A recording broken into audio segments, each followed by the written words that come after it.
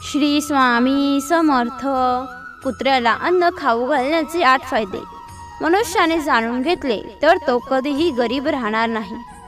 कुत्र्याला अन्न खाऊ घालण्याचे काय फळ मिळते हे भगवान शिवांनी सांगितले. एकेकाळी भगवान शिव कैलास पर्वतावर बसले होते. तेव्हा माता पार्वतीने भगवान शिवांना विचारले, स्वामी, मला हे जाणून घ्यायचे आहे की कुत्र्याला अन्न खायला दिल्याने माणसाला काय फळ मिळते.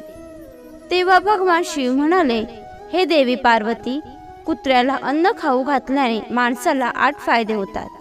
आणि जेव्हा जेव्हा एखाद्या व्यक्तीला या फायद्यांबद्दल माहिती होते तेव्हा त्याचे जीवन धन्य होते आणि त्याला आयुष्यात कधीही दुःखाचा सामना करावा लागत नाही. जो कोणी पृथ्वीवर कुत्र्याला खायला देतो त्याला 8 लाभ होतात आणि त्याला मृत्यूनंतर मोक्ष प्राप्त होतो. एखाद्याला शिव्या देताना कुत्र्याचे नाव माणसाच्या जिभेवर येते, पण कुत्र्याचे नाव बदनाम होते. म्हणून कुत्र्याच्या जीवाची एवढीच किंमत आहे का? याबद्दल मी तुम्हाला एक कथा सांगणार आहे. ती तुम्ही लक्षपूर्वक आणि समस्त पृथ्वीवर या कथेचा प्रचार करावा, जेणेकरून माणसांना प्राण्यांची किंमत कळेल. भगवान शिव म्हणाले, हे देवी पार्वती, एकेकाळी एका जंगलात एक काळवीट होती आणि एक रंगीबिरंगी कुत्रा होता. तो खूप असहाय्य होता आणि तो भुकेला आणि तहानलेला होता. गावातील सगळ्यांच्या घरोघरी तो फिरायचा, पण त्याला कोणी भाकरीचा तुकडाही देत नसे. एके दिवशी तो भुकेने गावाबाहेर इकडे तिकडे भटकत होता. तो नदीच्या तीरावर असलेल्या एका ऋषींच्या आश्रमात पोहोचला आणि ऋषींना म्हणाला, हे मुनिवर, मला वाटते की तुम्ही खूप विद्वान आणि हुशार आहात, म्हणूनच मी तुमच्याकडे भुकेने आणि तहानलेल्या अवस्थेत आलो आहे. मला एखादा भाकरीचा तुकडा द्या, जो मी माझी भूक भागविण्यासाठी खाऊ शकेन. तेव्हा ऋषी म्हणतात, अरे, गावातल्या कोणीही तुला भाकरीचा तुकडा दिला नाही का? भगवान शिव म्हणाले, हे देवी पार्वती. कुत्रा ऋषींना म्हणाला, हे ऋषी, मी तुम्हाला काय सांगू? माझ्या बोलण्यावर तुमचा विश्वास बसणार नाही. ते ऋषी म्हणतात, मला सांग, मी तुझ्या म्हणण्यावर नक्कीच विश्वास ठेवेन. आणि मग कुत्रा म्हणतो, ठीक आहे मुनिवर, मी तुला माझा भूतकाळ सांगेन. कुत्रा ऋषींना म्हणाला, हे ऋषी, हे जगातील लोकांनो, आमच्यावर दया करा. आम्हाला घर नाही, निवारा नाही, आम्हाला अन्न कसे कमवायचे हे माहीत नाही, कपडे कसे घालायचे हे देखील आम्हाला माहीत नाही. म्हणूनच हिवाळा, उन्हाळा आणि पावसात आम्ही असेच भटकत राहतो. आपल्याला लिहायचे वाचणेही कळत नाही. आम्हाला तुमच्यासारखी शिस्त माहीत नाही. आम्हाला तुमच्यासारखे कसे बोलावे हे देखील माहीत नाही. हे आमचे दुर्दैव समजा. पण आम्हालाही तुमच्यासारखी भूक लागते. दुखापत झाल्यावर आम्हालाही दुखतं. तुमच्यासारखं रडायचं आम्हालाही कळतं. या तिन्ही गोष्टींमध्ये आम्ही तुमच्या बरोबरीचे आहोत, म्हणून आमच्यावर दया करा. यापुढे आम्हाला त्रास देऊ नका. देवाने आम्हाला त्रास देऊन पाठवले आहे, त्याशिवाय तुम्ही लोक आम्हाला त्रास देता. आम्ही तुमच्यासारखेच माणसे नाही, आम्ही आश्रित प्राणी आहोत. जेव्हा आम्ही जन्मलो तेव्हा आमचे डोळे आणि कान बंद होते. त्यावेळी जसं तुमच्या जन्मी नाच, गाणं, वाद्य वाजवून आनंद साजरा केला जातो, तसंच आपल्या जन्मीही झालं असावं असं म्हणता येणार नाही. मी मनात विचार करत होतो की मी एका मोठ्या घरात जन्माला आलो आहे. पण जेव्हा मी माझे डोळे उघडले तेव्हा मी पाहिले की आमची आई आहे, जिला तुम्ही लोक कुत्री म्हणता. ती राखेच्या ढिगाऱ्यात तिच्या 5 मुलांना छातीशी धरून पडली होती. आम्ही 5 भाऊ होतो. मी लहान होतो, त्यामुळे मी अशक्त होतो. आई आमच्याकडे क्वचितच यायची, कारण तिला स्वतःच्या जेवणाची व्यवस्था करायची होती. जर तिने खाल्ले तर आम्हाला दूध मिळत असे. आम्ही 5 भाऊ एका आईवर अवलंबून होतो. ती गरीब आई इकडे तिकडे भटकायची. जेवणासाठी कधी कधी ती खायला आणायला धावत असे, पण ती नेहमी आम्हा 5 जणांची खूप काळजी घेत असे. शेवटी ती आमची आई होती. ती रात्रभर जागून गावात पहारा देत असे. आई गावातील कोणत्याही शेतकरीच्या शेतात उभी पीक खायला कोणी आले तर आमची आई त्याला पळवून लावायची. गावकरी लोकांसाठी इतकं करूनही आमच्या आईला कोणी खायलाही दिलं नाही. आमच्या आईला अन्नासाठी घासाघीस करण्यास भाग पाडले गेले. कितीतरी वेळा लोक तिला लाठ्या मारून ढाकलून देत असत. ती गरीब आई त्या दिवशी पोटात भुकेने जळत होती. शेवटी ती आई म्हणून जगली. भुकेने तिला शांत बसू दिले नाही आणि गावकरी लोकांनाही तिला पाहून आनंद वाटला नाही. त्यामुळे असहाय्य होऊन तिला त्या शिवभक्तांच्या घरोघरी सतत ये-जा करावी लागत होते आणि काही खायला मिळाले तर पोटातील आग विझवण्यासाठी ती खात असे. अनेक वेळा लोक तिला खाद्यपदार्थ घेऊन जाताना दिसले तर लाट्या काट्या घेऊन तिचा पाठलाग करायचे. काही क्रूर लोक तिला अनेकदा घरात बंद करून मारहाण करत असत आणि त्यामुळे आमच्या आईला खूप त्रास व्हायचा. तेव्हा कुत्रा ऋषींना म्हणतो, हे मुनिवर, आमच्या आईने काय नुकसान केले? तिने फक्त पोटासाठी अन्न चोरले. भक्त म्हणून आपल्याला चोरी करण्यास रस नाही, पण आपले पापी पोट हे सर्व करायला भाग पाडते. एके दिवशी मुसळधार गारांचा पाऊस पडला. थंड वारा वाहत होता आणि त्या थंडीत आमचे 3 भाऊ गारठून मेले. त्या दिवशी आमची आई खूप रडली, पण माणसांना आमची वेदना समजली नाही. मग कुत्रा म्हणतो, हे मुनिवर, आता फक्त आम्ही दोघेच उरलो होतो. आमची आई आम्हा दोघांची चांगली काळजी घेऊ लागली होती. मग एके दिवशी त्याच गावात एका साहेबांच्या घरी मेजवानी चालू होती आणि अनेक प्रकारची मिठाई तयार होत होती. त्या साहेबांच्या घरी अनेक पाहुणे आले होते. आई पुन्हा पुन्हा अन्न शोधत राहायची, पण लोक त्याला शिव्या देऊन पळवून लावायचे. परंतु त्यातील एखाद्या माणसाने तिला एखादी पोळी खायला दिली असती तर त्यांचे काय बिघडले असते? त्या साहेबांच्या मनात जेवायला सुरुवात झाली आणि जेवण देणारी व्यक्ती काही कामासाठी आत गेल्यावर माझी आई त्यांना खाण्यासाठी काही मिळेल का असे ती विचारू लागली. परंतु हे सर्व पाहिल्यावर लोक ओरडू लागले आणि त्यांच्याकडे धावले. त्यांचे असे बोलणे ऐकून माझी आई घाबरली. 2-3 माणसे काठ्या घेऊन अतिशय क्रूरपणे तिच्या मागे धावली. माझी आई घाबरली आणि तिथून पळू लागली, पण तिला काही मार्ग सापडत नव्हता. समोरून काही लोक काठ्या घेऊन येत होते, म्हणून माझी आई तिथे जेवत असलेल्या लोकांना ओलांडून गेली. हे मुनिवर, माझ्या आईला बाहेर पडताना इतके आश्चर्य वाटले नाही की लोक तेथे मेजवानी करीत आहेत, परंतु तिला हे पाहून आश्चर्य वाटले की ते सर्वजण जेवण करत असलेले सर्वजण उभे राहिले. त्यांनी खाणे बंद केले आणि कुत्र्याने ते ओलांडल्यामुळे अन्न खराब झाले आहे असे म्हणू लागले.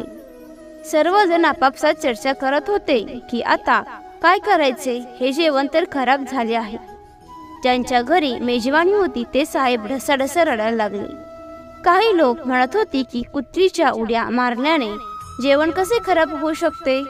त्याने आपले तोंड अन्न किंवा पानात ठेवले आहे का? त्याने फक्त अन्न ओलांडले आहे, तर अन्न खराब कसे झाले?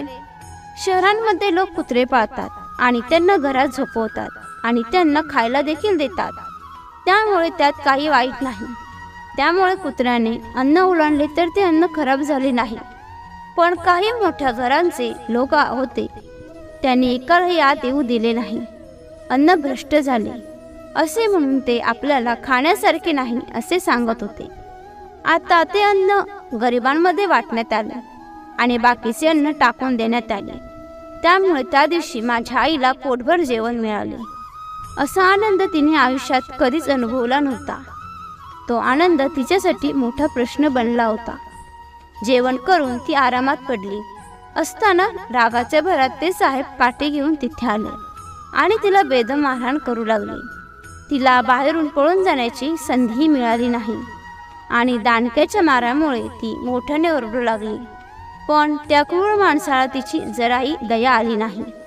तो तिला बेदम मारत राहिला. त्याच्या आईचा आवाज संपूर्ण गावात ऐकू आला. तेवढ्यात काही लोक आले आणि त्यांना समजावले आणि म्हणाले, साहेब जाऊ द्या, भुकेने माणसाची बुद्धी भ्रष्ट होते. हा तर प्राणी आहे, त्याला चांगल्या वाईटाचे ज्ञान नाही. आता त्याला मारून काय मिळणार? जे व्हायचे हवे होते ते तर झाले. लोकांनी त्याची समजूत घातल्यानंतर त्याने आमच्या आईला मारणे करणे थांबवले आणि आईने आम्हा दोन्ही भावांना सर्व प्रकार सांगितला. आम्ही विचार केला की आमच्या कुत्र्यांचे जीवन किती दुःखाने भरलेले आहे. फक्त एका भाकरीसाठी आमच्या सारख्यांना तिला चोरासारखे मारले जाते. या लोकांना आमच्या दुःखाची पर्वा नाही. भगवान शिव म्हणाले, हे देवी पार्वती. त्यानंतर कुत्रा म्हणाला, हे मुनिवर, एके दिवशी एक ब्राह्मण आला आणि त्याच गावाबाहेर राहिला. त्याने आपल्या जेवणासाठी एक चूल बनवली आणि त्यावर डाळी शिजवण्यासाठी ठेवल्या. पीठ मळून ठेवले. ते पीठ बाजूला ठेवल्यावर तो जवळच्या विहिरीवर पाणी आणायला गेला. इकडे तिकडे फिरत फिरत माझी आईही तिथे पोचली. तेव्हा तिने मळलेले पीठ पाहून तिला वाटू लागले की या पीठाचा मालक इथे नाही. असा विचार करून ती ते पीठ खाऊ लागली. दुसरीकडे विहिरीजवळून एक कुत्री आपले पीठ खात असल्याचे ब्राह्मणाने पाहिले. त्यामुळे तो दुःखी झाला आणि तो गरीब माणूस कपाळावर हात धरून रडू लागला. कारण तो सुद्धा 2 दिवस उपाशी आणि थकलेला होता. त्याला काही लोक म्हणाले, अरे ब्राह्मण देवा, या कुत्रीने तुझे जेवणही खराब केले आहे. काल तिने गावातील साहेबांचे संपूर्ण स्वयंपाकघर खराब करून टाकले होते. तो ब्राह्मण दुःखाने म्हणाला, भाऊ, मला कसे कळेल की ही कुत्री माझे पीठ खाण्यासाठी थांबली आहे. तिला येताना पाहून ब्राह्मणाने कुत्रीवर काठीने हल्ला केला. आईला ते पीठ नीट खाऊही देत नव्हते, पण त्याहीपेक्षा तिच्यावर मारहाण करण्यात आली. माझी आई अनेक महिने लंगडत फिरत राहिली. मग माणूस किती स्वार्थी असतो हे मला त्या दिवशी समजले. आपण त्याच्यासाठी कोणतेही कितीही काम केले तरी तो आपल्याला समजत नाही. तो कुत्रा पुढे म्हणतो, हे ऋषी, आपल्यात हीच कमतरता आहे ज्याच्यामुळे आपल्याला वेदना होतात. त्यात शूद्र लोकांच्या अधीन राहायचे आहे. जो आपल्याला प्रेमाने खाऊ घालतो त्याच्यासाठी आपण किती उपयुक्त आहोत हे त्यांना माहीत नाही. हे केवळ त्यांच्या घराचे संरक्षण करत नाही, तर इतर अनेक फायदे देखील आहेत ज्यांची मानवांना माहिती नाही. भगवान शिव म्हणाले, हे देवी पार्वती, आज मी तुम्हाला सांगणार आहे की मनुष्याने कुत्र्यांना अन्न खाऊ घातले तर त्याचे फायदे काय आहेत. तसेच कुत्र्याला अन्न कसे खायला द्यावे. माणसाला माहीत नाही की जेव्हा घरी भाकरी पोळी बनते तेव्हा पहिली पोळी ही गायीची असते आणि शेवटची पोळी कुत्र्याची असते. भगवान शिव म्हणाले, हे देवी पार्वती, आपण असा फायदा केला होता, पण देवाने बनवलेला नियम विसरून माणूस पुढची आणि मागची पोळी स्वतः खातो. याचा कुत्र्याच्या जीवनावर विपरीत परिणाम होतो. त्याला हे माहीत नाही की कुत्र्याला पोळी अन्न खायला दिल्याने माणसाच्या जीवनातील ग्रहांचे वाईट परिणामही दूर होतात. भगवान शिव म्हणाले, हे देवी पार्वती, कुत्र्याला पोळी भाकरी खाऊ घालण्याचा पहिला फायदा आहे. तर जेव्हा शनिग्रह वाईट नजर टाकतो तेव्हा प्रत्येक मनुष्याचा नाश होतो. माणसाची महादशा सुरू झाली की केलेली कामे आपोआपच बिघडू लागतात आणि ती व्यक्ती आर्थिक संकटाला बळी पडते. अशा परिस्थितीत जर त्या व्यक्तीने कुत्र्याला पोळी भाकरी खाऊ घातली तर त्यामुळे त्याच्यावरील शनीचा अशुभ प्रभाव खूप कमी होतो. कुत्र्याला भाकरी पोळी खायला देण्याचा दुसरा फायदा म्हणजे तुमचे नशीब तुमच्या बाजूने होते आणि तुमच्या घरातील नकारात्मक शक्ती नष्ट होते. कुत्र्याला खाऊ घालण्याचा तिसरा फायदा म्हणजे माता लक्ष्मी आनंदी होते आणि तुमच्या घरात संपत्तीची कधीच कमतरता नसते. कुत्र्याला खायला देण्याचा चौथा फायदा आहे तो म्हणजे तुमच्यावर कोणतेही कर्ज नाही आणि तुमच्याकडे आधीच असलेल्या कर्जातूनही तुमची हळूहळू सुटका मिळते. कुत्र्याला भाकरी खायला देण्याचा पाचवा फायदा म्हणजे सकाळ संध्याकाळ कुत्र्याला खायला दिल्याने तुमचा व्यवसाय चांगला चालतो. कुत्र्याला खायला देण्याचा सहावा फायदा म्हणजे तुमचे आयुष्य वाढते आणि अडकलेले पैसे परत मिळतात. कुत्र्याला खायला देण्याचा सातवा फायदा आहे की तुमचे आरोग्य नेहमीच चांगले राहते आणि मानसिकदृष्ट्या मजबूत राहते. तुमचे मन नेहमी उत्साही राहते आणि तुमच्या मनात चांगले विचार येतात. कुत्र्याला खाऊ घालण्याचा आठवा फायदा आहे तो म्हणजे देव तुमच्यावर प्रसन्न राहतो. कारण देव सर्व प्राणीमात्रांची काळजी घेतो आणि जो सर्व प्राणीमात्रांवर दया करतो त्याच्यावर देव नेहमी प्रसन्न असतो. देवाचे आशीर्वाद सदैव त्या कुटुंबावर राहतात. त्यामुळे कुत्र्याला अन्न खायला देताना मनापासून द्या. तर अशा प्रकारे भगवान शिव माता पार्वतीला कुत्र्यांना खाऊ घालण्याचे 8 फायदे सांगतात. जो कोणी कुत्र्याला अन्न खायला देतो तर त्याला हे 8 फायदे नक्कीच मिळतात. तुम्हाला ही माहिती आवडली असेल तर लाईक आणि शेअर करा.